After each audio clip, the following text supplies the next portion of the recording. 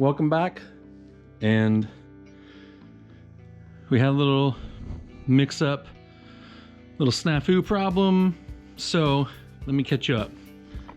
And it cost us time, which not like I'm in a huge hurry, but yeah, the times I did have motivation, I didn't have the right stuff. So anyways, I did the thing where you measure to the fingers of the clutch to this face. Then you measure from this face to this face, and you're only allowed a certain amount of clearance for the gap. Now I had a large distance, and let me show you.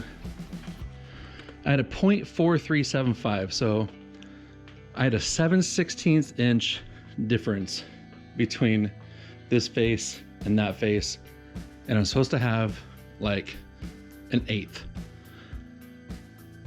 So I contacted Silver Sport and I said, hey, what do I do if I'm that far off? Because this throwout bearing comes with shims, but all the shims are already on there. So I can't push this out anymore. And that's fully pushed in. They said I have the wrong throwout bearing, but they put this on before it left their shop. So I had to wait for them to send me the new one. And now, before I send this one back, they basically gave me a day to swap this out. And I just got this new one last night, and I have to have this one ready for tomorrow, which is Thanksgiving Day, because supposedly FedEx is gonna come pick this up. We'll see about that. Anyways, here is the correct one. So it's supposed to float, not be bolted down. And then the adjustment comes on this ring that screws in and out instead of those spacers. So I need to pull this off. I need to put this on with those bolts.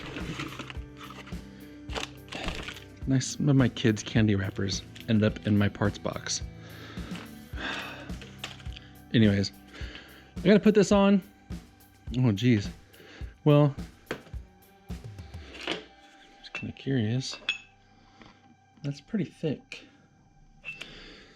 Let me bolt this one, not bolt this on, and then slide this on, take this off, and see if I'm within specs for the distance between here and the fingers. And if it is in spec, then I am safe to attach all the lines, start working on my hydraulics, and then I can put this thing back in. But a little small stuff, and then waiting over a week for this stuff. So let me swap these out. So this is really comforting. Pull this off and it exposes the freaking bearing. Hopefully this seal's still good. I'm gonna clean this up, and I don't know, it's pretty wet. Maybe it doesn't have to have any sealant on there, but every bolt has some sealant on it that I pulled out. And then this freaking ring is stuck in here, but there's a tab here and here, and then right there, maybe I can pry it out, but it's stuck in there stinking good. I don't know, I just hope when I get this out that I don't mess it up, and I hope it seals properly. This sucks. Wish they would have just given me the freaking right part to begin with, because now if I get a freaking leak, it's gonna be because of me. And it's gonna be my problem because it leaks.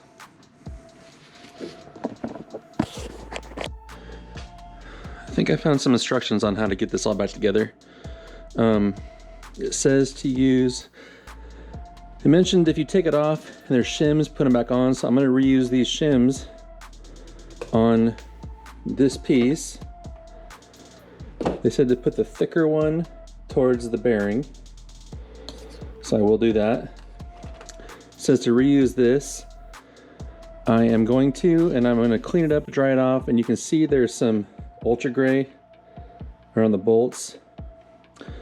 gonna clean that surface. I'm gonna clean this surface, make it dry.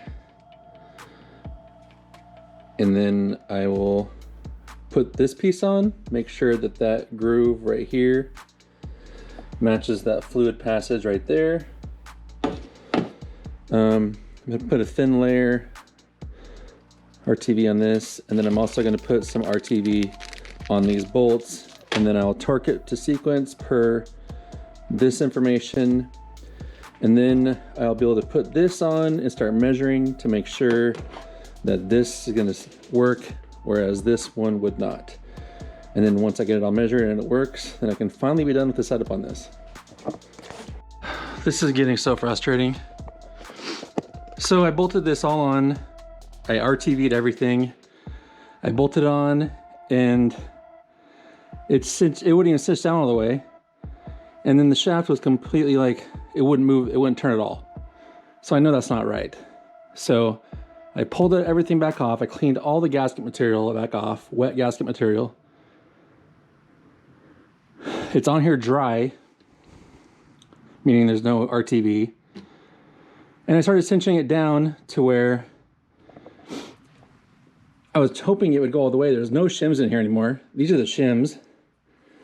And right about here is where the shaft still turns, and I can like just barely feel just the tiniest amount of end play, just the tiniest. And it's still that far away from being bolted down tight. So this is getting super freaking frustrating, because now I got to contact again and see what's going to need to happen. This is like a 0.010 shim, the gasket slash shim.